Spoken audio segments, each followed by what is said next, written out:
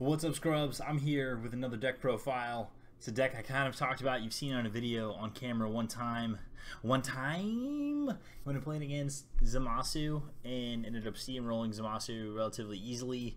And welcome to Mono Red Uncommon Goku. A lot of people asked me about this deck list, especially since the video came out, because it was kind of quiet, kind of snuck it out there because I wanted to see if anybody caught on or anybody wanted to see the list. After the video, of course, yesterday that I posted about the metagame itself and how decks like heavy red decks kind of fit into the format and being able to counter the god-based decks, I figured that I would just go ahead and post this Mono Red Uncommon Goku so you guys could see what a list with this leader would look like, what the designers were trying to show us with the different synergies in the set, and the reason why they gave us the Uncommon Goku leader to begin with.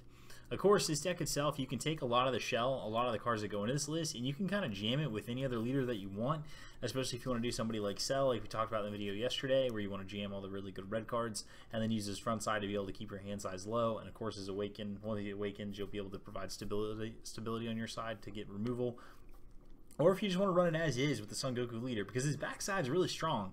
Having access to just a Sensu Bean whenever you need it on your backside is really great in the aggro mirror, and so that is, of course, this deck is based off of keeping your hand size relatively low, and the front and backside play into that strategy really well, and of course the deck really synergizes on it. So some things about this deck and how it plays into the format, a couple things. This deck really relies on hitting a really solid curve to play the game. And when I say that, I mean that you really want to hit a certain sequence of plays from turn 1 and beyond. If you're on the play, you can just play energy past the turn, and then on turn 2, if you can get your hand size low enough, you can play the 25k Gohan, or most of the time you're just going to be playing Saiyan Kaba to put early pressure on the opponent, get their life total down. A lot of times you'll swing with your leader first, then tap an energy, then play Kaba, then swing to put your opponent down to 5 life to make their life total really awkward if they wanted to use something like TN or something in order to awaken themselves. And so the next time you swing with a double striker, you're going to be putting them down to 3 if it goes through. So on the play, that's usually going to be your sequence of events. On the draw, you're just going to be starting with Kaba out the gate as your turn 1 play, and then on your turn 2, usually you're going to be playing Mighty Mask. Swing with Goku leader, swing with Mighty Mask, pop Mighty Mask, go get a Goten or Trunks out of your deck, and then you're going to start filtering through your deck. Either way, if you're on the play or the draw, this is a part of the strategy that you're going to be exercising a lot of the time. The deck just ends up being surprisingly a lot better on the draw because it does what it wants to do a lot more, sees the extra cards that it needs. So you'll go get your Goten and your Trunks, and now you'll start to be able to get your hand size lower and then fill your hand up with Super Saiyan 3 Gotenks. So turn 1, we're looking to basically our attacking turn 1, I'll call it that, because it either could be your turn 2 on the play or on the draw. So you're attacking turn 1, you're playing Kaba.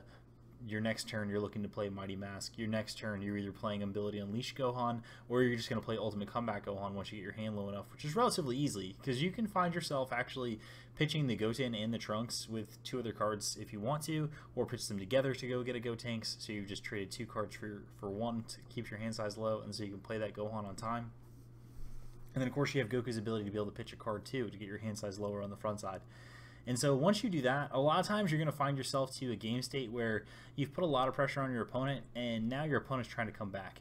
And this is where you're going to start closing the door on the opponent, because you're going to have lots of different ways to do it. From 4-drop Goku, who I love this card in this deck and just in general. Just the permanent can't be KO'd by skills is so strong. When he comes into play, he's a 25k until the end of your opponent's next turn, so it's hard for them to kill even if they want to attack into it. He puts on tons of pressure, and he's kind of like your bridge, because you just really need a body to stay on the field long enough to where you can start playing 5-drop Gotenks multiple turns in a row, which this deck does.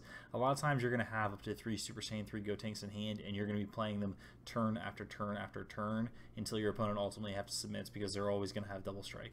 This is how you overwhelm Zamasu, is you present a really large board of double strikers, and you put pressure on him to where he's already flipped, and you're just going to run him out of resources and run him out of cards. And then, of course, our ultimate late game is going to be playing 6-drop Babidi. 6-drop Babidi has a ton of hits in this deck, whether it be the 3-drop Gohan, whether it be Kaba, whether it be 6-drop Gohan, whether it be Jiren, whether it be Goku, whether it be Gotenks, or the 2 sweet Vegito Here to Save the Day. That card is disgusting in this deck because you're going to be able to make it live a lot of the time. And when it comes down, when you get to either play it for free or just cast it for 4, you're going to have that effect where you're going to be drawing 2 cards. It's going to be a 30k body. That's a double striker. So this deck is really cool. It's a lot of fun to play. It's really fast. Only thing is like I said, it's really draw dependent. It's a high variance deck. I've played a bunch of games with it, and that's just been my ultimate just decision about it, especially in game one.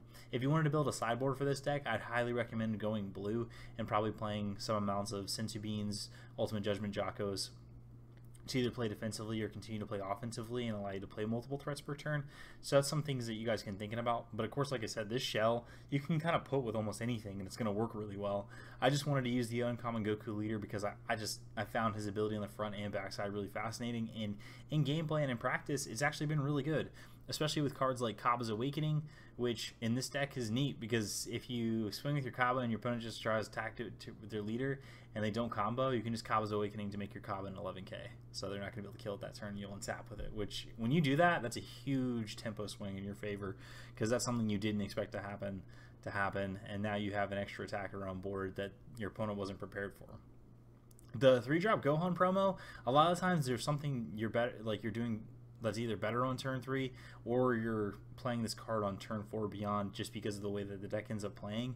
But Mighty Mask is crucial to this deck. Hitting your Mighty Mask and getting those Gotens and Trunks out of your deck is really strong.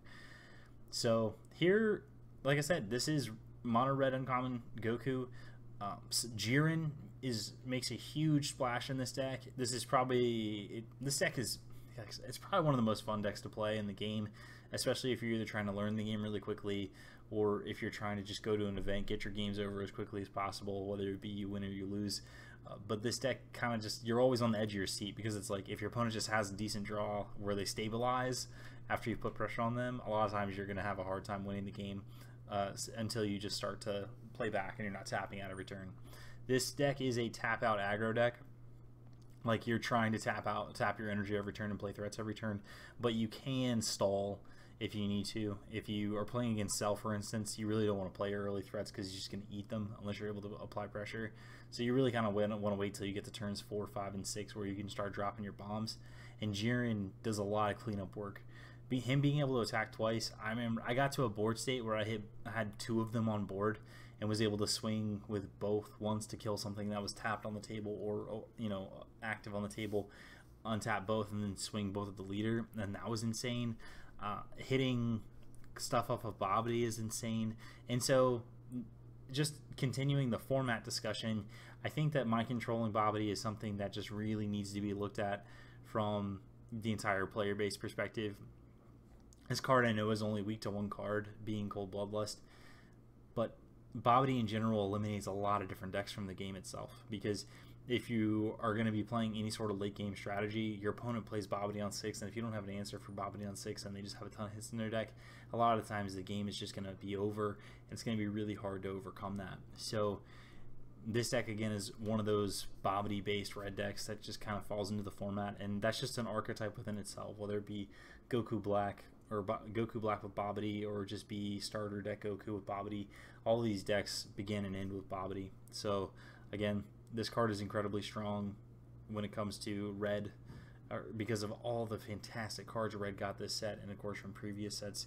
And then of course you have Super Saiyan 3 Ghost Tanks, which Ghost Tanks, man, this guy is real. That's one thing that you guys will notice if you try playing this deck, is how good multiple Ghost Tanks are. The first one is amazing. The second one is even better. The third one is ridiculous. The fourth one is bonkers. If you cast 2 or more, you're winning the game anyway. I had a game where I played against Zamasu, and basically he found, like, basically they drew all their Sensu Beans after I played the first and second one. So then I played a third, and I had 3, 6, I had 9 tokens plus the Gotenk bodies, and pretty much they just had to extend the hand at that point. There was no way for them to win. I played against Beerus at an event, and again, I got to turn 5, played a Gotenks, turn 6, played another Gotenks, and then just essentially the opponent extended the hand. So again, this deck has a really great matchup against decks that need time to set up, and so as long as decks like that exist in the format, a deck like this will keep it honest. But as I said before, take this shell, play with it, play with different leaders, try it out. I really enjoyed playing this version of the deck because, like I said, I really wanted to try out Uncommon Goku. And this deck is viable, especially if your local metagame is full of slower god-based decks or just slow decks in general, and they don't have a way to interact with some of your stuff. If you look at it and see that, sleeve this deck up, play it at a local. You'll have fun with it. Your games will be quick, so enjoy yourself. Otherwise, the extra card package, I'll just finish up with that. 4 copies of Awakenings. Like I said, this card is great. I love it. Costs 0. Great combo piece. It makes a hard, like awkward numbers for your opponent to be able to combo. 3 Vados Assistant. 3 felt like the right number. A lot of times you're charging the first and second copy. I've only used 1 to stay alive ever. This deck, like I said, is not really defensive at all, but playing the negates can be worthwhile, especially if you need to say something. And then 2 Assassination Plots. Again, we're kind of short on removal. We're really relying on Jiren to kind of be our cleanup guy, but the 2 Assassination Plots kind of add to our 4-drop slot and just give us a really unique ability to be able to either kill all your opponent's combo pieces they have on the board, take out some revenge blockers, or just kill a really big threat that your opponent has. And this card kind of fills that gap for this deck, especially because you're only playing mono. You don't have access to a ton of removal until you start getting to stuff like 6-drop Champa and things like that. So anyway, guys, this is Mono Red Uncommon Goku. I hope you guys enjoy the content I've been putting out so far, and if you guys would like to see anything else, continue to let me know. Thank you for the feedback, especially about me getting a background. I know I need a background. It's my next investment. Otherwise, you get to see my super dated kitchen, which is awesome. But I do have this sweet studio premium lighting next to me. I have this microphone that I have, so I don't have to wear a headset anymore. I have a sweet webcam that my best friends let me use. So we're getting there. Slowly but surely, we're improving the quality. And like I said, I appreciate all the support you guys have been giving me in general. And I truly hope that you continue to follow the content. Please subscribe. Please make your friends subscribe. And again, if you guys ever need anything, you can always message me on Facebook. Put comments in the video. If you want to talk bad about me or hate on me, go ahead. It's cool. I'm down with it. It happens. It's the internet.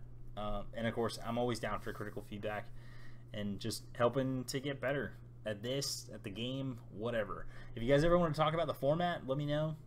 I think about it quite often, more often than I should. It stops me from being productive sometimes, but nonetheless, it doesn't matter. It's all about getting good, and that's what this channel's about, is getting good. So I hope this video helps you get good scrubs. I hope that you guys take and enjoy this shell. Put it with a bunch of different leaders, try it out, see how powerful red is. But other than that, guys, again, I hope this video helps you get good, and you are a bunch of scrubs, and so am I, because we're all bad at this game, but that's okay, because it's fun and we love it. Thank you so much again for all your wonderful feedback and all your love. And again, if you ever need anything or want to see anything, let me know. Don't forget to subscribe. Okay, bye!